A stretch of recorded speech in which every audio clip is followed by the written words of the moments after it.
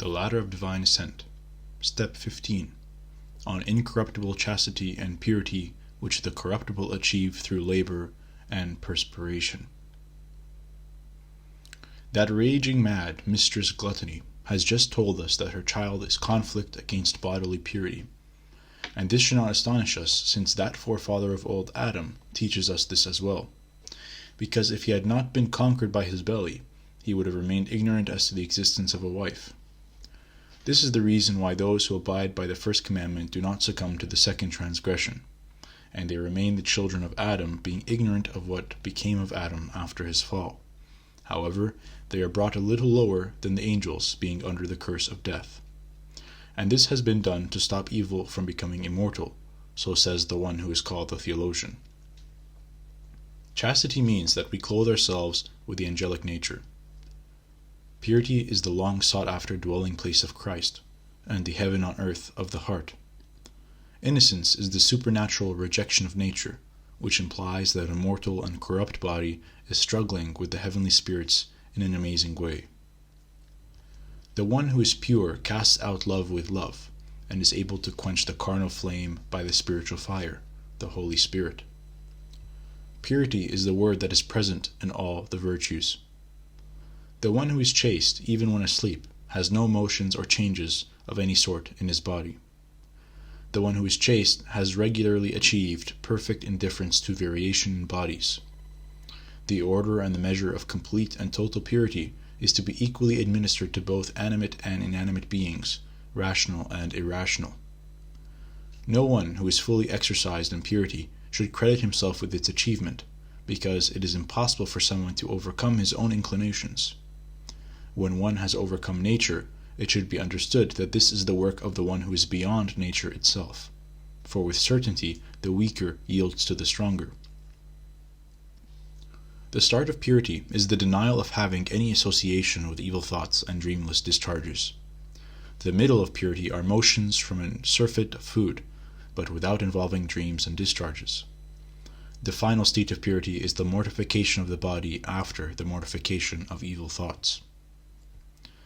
Blessed indeed is the one who has obtained sincere apathy to every body, color, and beauty.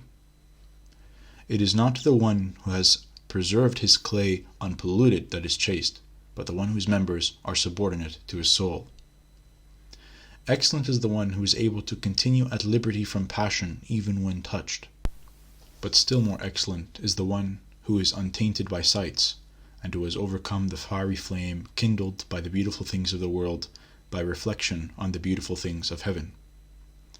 The one who chases off this mongrel by prayer is like someone struggling with a lion. The one who tames it by his struggle is one still chasing his enemy. But he who has finally removed its appeal, even though he has still his carnal nature, is like one who has already risen from the grave. If the mark of sincere chastity is to be indifferent to dreams when sleeping, then it is truly a sign of sensuality to be liable to discharges from such thoughts when awake. The one who struggles with this enemy by bodily toil and sweat is like the one who has bound his enemy to be a withered branch. However, the one who struggles against him with moderation, vigil, and alertness is like one who puts a leash on him. He who resists him by humbleness, freedom from anger, and thirst is like he who has destroyed his adversary and buried him in the sand. And when I say sand, I mean humility, for it yields no grain for the passions, but only dirt and ashes. One is able to keep this torturer chained by conflict, another by meekness, another by a heavenly revelation. The first is like the morning star, the second is like the full moon, and the third one is like the fiery sun.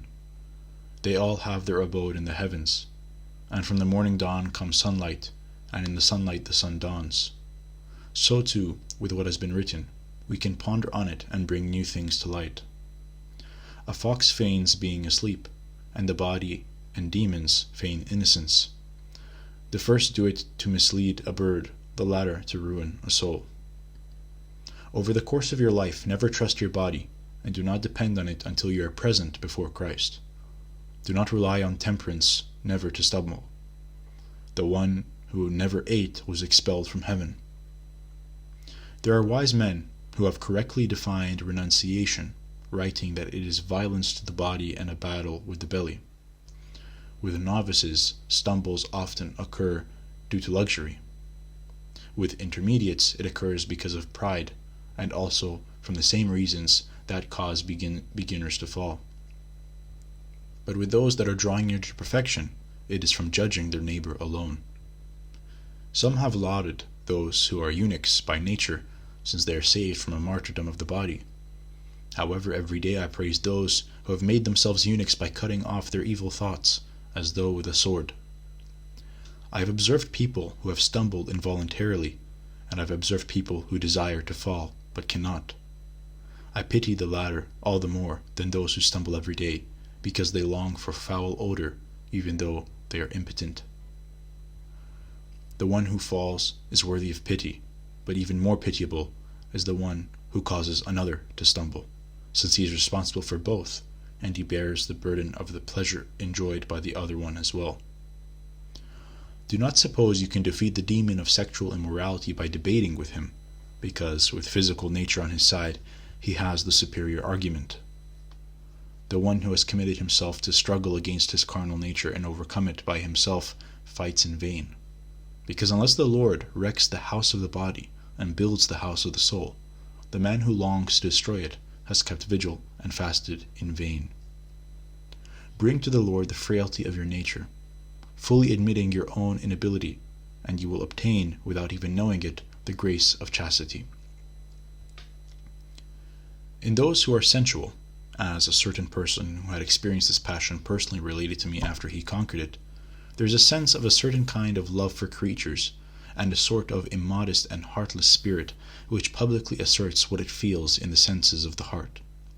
The spirit engenders a sense of physical hurt in the heart, violently as if from a burning stove. As a consequence, the one suffering does not fear God, scorns the remembrance of punishment as if nothing, disregards prayer, and while in the very act looks upon the body as though it were a lifeless corpse or stone. He is like a person that is out of his mind, in a stupor, forever drunk with longing for bodies, rational and irrational. And if the days of this spirit were not reduced, not a single life would be saved, arrayed as it is with this body of clay, mixed with blood and dirty water. How could this be? For everything which is created desires insatiably that which is like it. Blood longs for blood, the worm yearns for a worm, clay for clay. Does not the flesh also yearn for the flesh? But those of us that check our nature, and long instead for the kingdom, attempt various schemes to trick this enemy. Blessed are those who have not fallen into the struggle portrayed above. Let us pray that we may forever be saved from such a struggle, because those who fall into the ditch we have described fall far beneath those who are ascending and descending by means of the ladder. To climb out of such a ditch, and to merely reach the start of the ascent, requires them to undergo much perspiration and intense asceticism. We should ponder on the issue of whether our spiritual foes each have their own duty to fulfill when they are set in a battle array against us, just like in a war. Amazingly enough, we find they do. When I meditated on those who were tested, I saw that there were stumbles of differing severity. The one who has ears to hear, let him hear. The devil often has the practice when battling with ascetics and those dwelling in solitude of employing all his zeal, all his vials, all his trickery, all his skill and aim to attack them by unnatural ways, and not only through what is natural. There are ascetics who meet with women and are not tempted through lust, and they have at times thought of themselves as blessed, not understanding miserable things, that since there was a worse fall prepared for him, the lesser one was not needed. I suppose that our vile killers have the practice of overwhelming and enticing us feeble creatures with vices against our nature for the following reasons. 1. That we may have ample means of stumbling, and 2. That we may get a more severe punishment. What we have described was discovered by personal experience, by one who had earlier been in charge of donkeys, and had been delivered over to the wild donkeys and was horribly disgraced. This occurred even though he had earlier been fed with bread from heaven, but then was dispossessed of this blessing. And what is perhaps most amazing is that following his repentance, our originator Abba Anthony, after sorely lamenting, said about him, "An excellent pillar has fallen down." But that sage hid the nature of the fall, for few understand that sexual immorality of the body is possible even without relations involving another body. There is present in us a type of death, and a terrible sin, which is always carried about inside, particularly during our younger years. However, I dare not to speak about these things, for my hand is constrained by the one who said, "The things which are performed by them in private are disgraceful to speak, write, or hear about." This my beloved enemy, the flesh, and yet not mine alone, was described of as death by Paul. Who will save me from this body of death? Another theologian calls it a passion-loving, servile, and nocturnal foe. At one point I wanted to know why it was described by such names. If the carnal nature is death, as we stated earlier, whosoever overcomes it surely will not die. But who is the one that will live and not taste death in his corrupt flesh? I request that you ponder on this question: which person is better, the one who dies and then after rises again, or he who never dies? Those who praise the latter are duped, for Christ died and rose. However, the one who praises the first suggests that for those who fall, or rather die, there is no need of despair. So long as grief and anguish are present, we will not give ourselves over to any additional vices. However, when grief and anguish are extinguished, then the adversary speaks to us again about the mystery of God. The Lord, who is incorruptible and incorporeal, delights in the chastity and purity of our body. However, there is nothing which so delights the demons, some say, as the foul smell of sexual immoral behavior, and no vice brings them so much joy as the corruption of the body. Chastity means that we clothe ourselves with the likeness of God, as much as is possible for a human. The mother of all sweetness is earth and water, and the mother of purity is stillness and obedience. Detachment of the body is achieved by stillness, and has many times been upset by intercourse with the world. But what is achieved through obedience is sincere and secure everywhere. I've observed arrogance lead to humility, and I call to mind the one who said, "Who has known the mind of the Lord?" The stone and the fruit of pride is a fall, but many times a fall is an opportunity to be made humble for those who desire to use it for their benefit. The one who desires to conquer the demon of sexual immorality with gluttony and gorging is like a man who tries to extinguish a fire using oil. The one who tries to end this war through moderation alone is like a man who has the notion of evading the open sea by swimming with only one hand. Join a humble nature to moderation, because if one lacks the first, the latter is worthless. The one who sees that a passion is overcoming him should begin taking up arms to do battle with this vice, particularly if the enemy is a local one, because if this passion is not brought to ruin, we cannot achieve any gain from overcoming the other passions. Having killed this Egyptian, we will surely perceive God in the bush of humility. When being tempted, I have sensed that this wolf was creating inexpressible gladness, weeping, and comfort in my soul, but it was all fake, so I naively thought I was receiving fruit from this and not injury. All other vices that one does are outside the body, but the one who gives himself over to impurity defiles his own body. This is surely due to the fact that our very flesh is stained by defilements which do not occur with other vices. I would like to inquire why with all the other sins we speak of them as stumbling, but when we learn that someone has been involved in fornication, we say with remorse, "Such and such has fallen." A fish quickly eludes a hook, and a carnal soul flees solitude. When the devil desires to bind two people to one another with a disgraceful bond, he labors on the dispositions of the two, and then kindles the same flame of lust. Those who are given to sensuality will often appear compassionate, merciful, and inclined to remorse, while those who are concerned with purity often do not appear to have these graces in the same measure. A certain educated man once asked me a weighty question: "What is the most serious sin, apart from murder and apostasy?" And when I replied, "To sink into heresy," he inquired, "Why is it then that the Catholic Church accepts heretics who have genuinely anathematized their heresy and deems them worthy to receive the mysteries, but the one who has fallen into fornication is not readily accepted, even though he admits and disowns his sin? For the apostolic constitutions command that he be barred from the mysteries for several years." I was confounded by this question, and it continues to baffle me. In discerning between joys that we feel while singing psalms, let us study, meditate on, and watch what approaches us from the demon of fornication, and that which proceeds from the words of the Holy Spirit and from the grace and force within them. Young man, do not fall short in knowledge of yourself.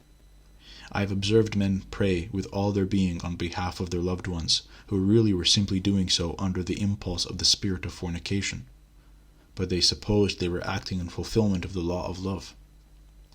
The body is polluted by touch alone. Nothing is so hazardous as the sense. Remember the one who covered his hand with his cassock when he was about to bear his ill mother, and mortify your hand to material and immaterial objects, both with your own body and another's. I suppose that one should not refer to anyone as a saint in a true sense until his body has changed into pure holiness, if such a change is possible at all. When we are reclining on our bed, let us be particularly wary and alert, because at that point our mind battles with the demons outside of our body, and if it is carnal, it quickly becomes a deserter.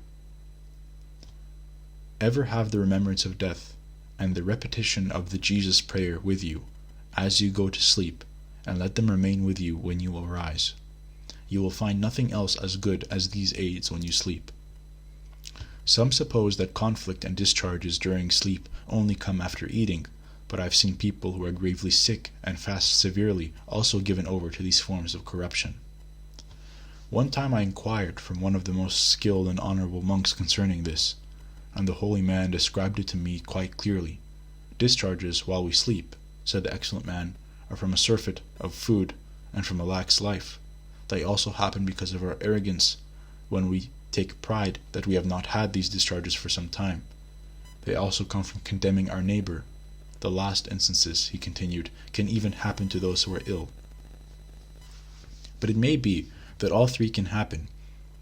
If anyone does not see any of these reasons in himself, he is blessed to be free from passion. But if this still occurs when it happens purely from the envy of the demons, and God permits it for a period of time so that, after an innocent accident, he will receive true humility. No one should continue into the practice of meditating during the day on the visions seen while sleeping, for the goal of the demons in suggesting this is to pollute us while we are awake by having us dwell on our dreams. Again, let us listen to another trick of our enemies. In the same way that rotten food brings about sickness in the body after a period of time or several days, so this occurs with those things that corrupt the soul. I have observed those who have surrendered themselves to a lax life and do not immediately sense the attacks of their foes. I have observed others talk and share meals with women and have absolutely no evil thoughts. But then they were tricked and incited to be lax and to suppose they were secure and at peace. Then, without warning, they fell into ruin in their cells. Oh, the carnal and spiritual ruin that befalls us when we are alone. The tempter knows this full well, but the one who is not tempted need not understand. During these circumstances, the best remedies for us are sackcloth, ashes, standing throughout the night, hunger, wetting the tongue only in measure when thirsty, living in the tombs, and most importantly, having a humble heart, and taking advantage, if one is available, of a spiritual director or cautious brother who can act as a spiritual elder to help us. But I would be amazed if someone can rescue his ship from the open ocean by himself. The same sin can bring a punishment 100 times harsher for one person compared to another, depending on the state, disposition, setting, progress, and many other factors. Once, someone related to me a case involving an exceptionally high level of purity. He told me, a certain man, upon beholding an attractive body, praised the great Creator, and from this one glance he was brought to a love of God and a spring of tears. It was fantastic to see how something which would have been the ruin of most was for such a one the unnatural occasion of a crown. If a person regularly acts thus, and has similar emotions on similar circumstances, then he has risen eternal even before the general resurrection. May we be directed by the same principle in singing psalms and hymns. For those that love God are brought to divine merriment, to holy love, and to weeping by both worldly and spiritual tunes. But those who love pleasure, the converse is true. As we have discussed previously, some people living as solitaries are subject to much more brutal assaults from their foes, and some wonder, for the demons dwell in such locations. For the Lord, in his concern for our salvation, has pushed them off into the deserts and the depths of hell. The demons of sexual immorality violently attack the hermit in order to force him to return to the world, as if he had derived no benefit from dwelling in the desert. Demons stay away from us while we dwell in the world, so that we may remain conversing with worldly-minded people, for we are not assaulted there. So we should keep in mind that the setting in which we are assaulted in is the location in which we will be battling in a harsh war with the enemy. For if we are not struggling, the enemy is showing us that he is our ally. When we are present in the world for some good cause, we are shielded by the hand of God, perhaps by the prayer of our spiritual Father, so that the Lord may not be blasphemed by us. At times we are shielded from harm by our apathy, and by having had long exposure to the things present in the world and the topics of discourse and all its other movements. But sometimes it is because the demons withdraw from us of their own will and leave us only the demon of conceit, who is able to replace the rest. Listen to yet another scheme and snare of the adversary, all you who desire to be established in chastity, and watch out for it. One who had gained experience dealing with these wiles related to me that the demon of carnality would often hide himself entirely, and during a time when a monk was sitting or chatting with women, he would propose to him great godliness and maybe even weeping, and would suggest teaching them about the remembrance of death, judgment, and purity. Then the unfortunate woman, being tricked by his words and fake piety, would rush to this wolf, as if to a shepherd. Then with time, when acquaintance blossomed into closeness, a poor monk would undergo a fall. Let us, by all possible means, keep away from either gazing upon or hearing of that fruit which we have sworn not to partake. It is foolish to suppose that we are better than the prophet David, for that is impossible. Purity deserves such exalted praise that some of the fathers dare to call it independence from passion. There are some who say that those who have tasted sin can never be called pure. To dispute this point, I would say, if someone truly desires it, it is simple enough to graft a good olive branch onto a wild olive tree. But if the keys of heaven had been given to one who had always been chaste, then perhaps those who make such an assertion would be correct. But may they be disgraced by the one who had a mother-in-law, and was still pure enough to receive the keys to the kingdom. The serpent of carnality has many faces. With those who lack experience with vice, he plants the thoughts of taking on an ordeal and then ceasing. But this wily foe then suggests to those who have attempted one trial to try yet another by the remembrance of their fall. Many people who lack experience sense no struggle within themselves, simply because they cannot discern what is evil. But the experienced, since they are familiar with its abhorrence, endure tribulation and fight. But many times the converse also occurs. When we awake from our sleep in a calm and peaceful mood, we are being privately assisted by the holy angels, in particular, if before we went to sleep we prayed and kept vigil. But at times we awaken being sullen, and this is the consequence of nightmares and fantasies. I have observed the evil in me lifted up on high and towering above and raving and frenzied, just like the cedars of Lebanon. And as I recovered with moderation, this rage was not there as before. And I made lowly my thoughts and searched for him, and I could not discover his dwelling, not a single mark of it. The one who has overcome his body has overcome nature itself, and the one who has overcome nature has been exalted above nature, and has become a little lower than the angels.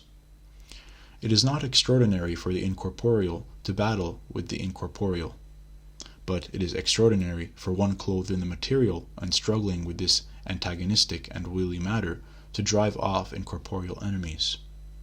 The good Lord shows his concern for us that the brazenness of woman is moderated by timidness, as if by a bridle. For if women were to chase after men, nobody would be saved. According to the judgment made by the fathers, a distinction is set between various things, such as attraction or relation or ascent or enslavement or striving, or what is known as passion in the soul. And these blessed men define attraction as the imagined image or likeness which becomes implanted in the heart after being seen for the first time. Relation is conversation with whatever has shown itself, joined with passion or dispassion. And ascent is the movement of the soul to whatever has been shown to it, joined with joy. But enslavement is a violent and undesired violation of the heart, or a fixed union with what has been presented to it, which ruins our good estate. Striving by definition in strength equal to the opposing force, which either conquers or succumbs to loss according to the soul's longing. They specify passion in a particular way as that which hides uneasy in the soul for a period of time, and by its close association with the soul leads it to habit, a self brought on, complete abandonment. Among these problems, the first does not have sin, the second sometimes, the third may have sin depending on the state of the athlete. Striving can lead to crowns or punishments. Enslavement is judged depending on if it happened at the time of prayer or at a different time. It is judged one way in situations which are not as important, and in another way when bad thoughts are involved. However, passion is condemned in every situation and requires either repentance or a change of future behavior. So it is that the one who sees the first attraction dispassionately slices off with a single strike all the others. Among the more exact and wise fathers, there is talk of a more subtle problem. This is a concept which is referred to as a snap of the mind. Its feature is this: without time passing, with no word or image, it suddenly presents a passion to its prey. There is nothing quicker than this in the visible world, or more indistinguishable in the spiritual world. It reveals itself in the soul by a mere remembrance with which the soul lacks the time to dwell on it. Since it does not proceed with time, and is not joined to any image, it is impossible to examine, and in certain instances is unknown to the individual. If someone with the aid of lamentation is capable of seeing such subtlety, he can detail to us how a soul is capable with only the eye, by a quick glance, or a touch with the hand, or in listening to a song, or without any concept in the mind, to commit the sin of impurity. There are some who state that the passions assault the body from sexually immoral thoughts, but some say the opposite, that bad thoughts come from motions of the body. The first state that if mind had not first tread the path, the body would never have followed after it. The latter conclude that the animosity of carnal passion supports their theory, stating that many times evil thoughts come into the heart as a consequence of a beautiful sight, or a touch of the hand, or from the fragrance of perfume, or listening to pleasant speech. If someone is able, with the help of the Lord, may he explain this, because to understand these issues is essential and helpful for those abiding in the active life. However, for those that are exercising themselves in virtue with a simple heart, issues like this have no importance. For not everybody has understanding, and neither does everybody have the breastplate of blessed innocence to fight the machinations of the wicked spirits. There are some passions which are able to move from the body to the soul, and others perform the reverse. The latter occurs with people that live in the world, but the first occur only with those dwelling as monks, because of the scarcity of provocations coming from outside the body. Concerning this topic, I will only state, you will seek knowledge from wicked men, and you will not find it. When we have battled a good deal with this demon, who is the partner of vileness, and cast it from our heart, tormenting it with the rock of fasting and the blade of humble nature, then this vile one, like some sort of worm, conceals itself in our members, and attempts to pollute us, tricking us with unseasonable motions. Those who are dominated by the demon of pride especially suffer by this. This occurs when their hearts cease to be regularly concerned with polluted thoughts, so that they become susceptible to the passion of arrogance. To be fully assured of the veracity of what was stated, at the point they have gained a certain degree of pious stillness, let them privately study themselves. Then they will surely discover there are some thoughts which are hidden deep in their heart like a serpent in a pile of manure, hinting that they have advanced in attaining a greater purity of heart through their own toil and labor. Miserable fools! They do not consider the saying, "What have you that you did not receive as a gift, either from God or by the help and entreaties of other people?" And thus may they examine their own dealings, and may they toss the serpent spoken of above from their heart in haste, destroying it through a humble nature, so that when they have cast it off, they will remove their outer garment of the skin, the passions, and like innocent children sing to the Lord the victorious song of chastity, only if, when they are exposed, they do not discover they are bare of humility and free from ill will, which is normal for children. This demon, even more than the other ones mentioned, looks for ripe opportunities, and at the moment we are unable to pray in opposition to it, then the ungodly beast strikes up and battles against us. Those who have not been able to attain sincere, heartfelt prayer can find support through violence in prayer with the body.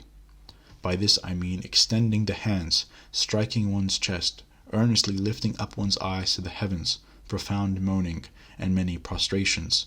However, it may be that they are unable to do this because of other people nearby. The demons particularly like to do battle with them in these moments, and since we are not powerful enough to hold them off by strength of the mind and the unseen power of prayer, we surrender to our foes. If you can, remove yourself a certain distance, conceal yourself for a time in some private place, lift up the eyes of your soul, and if you are able, your physical eyes as well. Without letting your arms move, hold them in the form of a cross, so that you might disgrace and overcome your Amalek. Shout to him who is powerful to deliver you. Without subtle words, use a humble entreaty, and using this as your instruction, have mercy on me because I am feeble.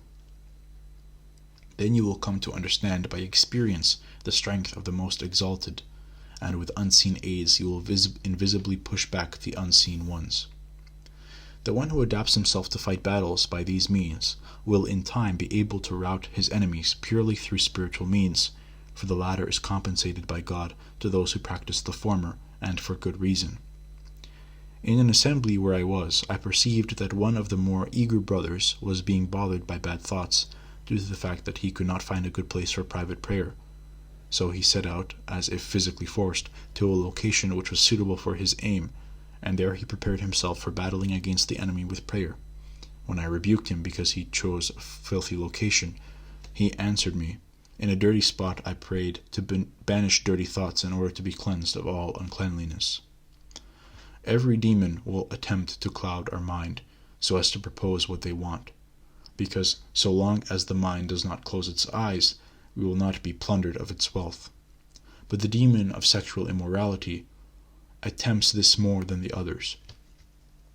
Many times, after clouding our mind, which directs our actions, it suggests and pushes us in the company of others to do those things that only the truly mad do. Then, later on, when the mind is composed, we are very much embarrassed by our vile deeds, speech, and motions, not only from those who saw us, but also from ourselves, and we are astonished at our former dumbness. Many times, merely by deliberating on their past actions, men have ceased from this vice. Expel the foe when he impedes prayer, contemplation, or watchfulness after you have sinned. Remember the one who said, "Since the soul grieved by the memory of the former sin troubles me, I will provide relief from her foes." Who has overcome his carnal nature? It is the one who has broken his heart. And who is the one who has broken his heart? It is he who has denied himself. For how is it possible not to be broken when you have put to death your own will? There is a passionate person even more fervent than the passionate, and he will also acknowledge the defilements with joy and delight. Polluted and disgraceful movements of the heart are often formed by the one that tricks the heart, the demon of sexual immorality, but moderation and simply ignoring them is the remedy. However, I am at a loss as to what practice or discipline I can use to shackle this companion. What example from the passions can I use to judge him? Before I can tie him up, he is free, and before I could judge and punish him, we have been reconciled, and I have abased myself so that I show mercy to him. How is it possible to detest the ones who by nature I love? How am I able to be at liberty from the ones to whom I am eternally tied? How can I flee from the one who will be my companion at the resurrection? How can I transform to immortality that which has an immortal nature? What debate can I employ against the one who has the argument of nature? If I should tie him up through fasting by judging my neighbor, I am delivered to him again. If, holding back from condemning others, I conquer him, then through arrogance on account of this, I am bested by him again. He is both a friend and an enemy, an aid and a foe, a help and a betrayer. If I am good to him, he assaults me. If I wear him out, he gets weak. When he is relaxed, he causes trouble. If I turn to leave in disgust, he will not allow it. If I try to mortify him, I put myself in danger. If I knock him down, then I lack the means for acquiring virtues. I welcome him, and I refuse him. What is this enigma? What is the reason for this mixing of carnal and spiritual? How can I be made up of both an ally and an enemy? Speak to me, my companion, my very nature, if I will not ask anyone else so that I might understand you. How can I continue without being hurt by you? How can I stay away from the hazards of my composition? I have already made an oath with Christ to battle with you. How can I triumph over your rule? For I am determined to be your Lord.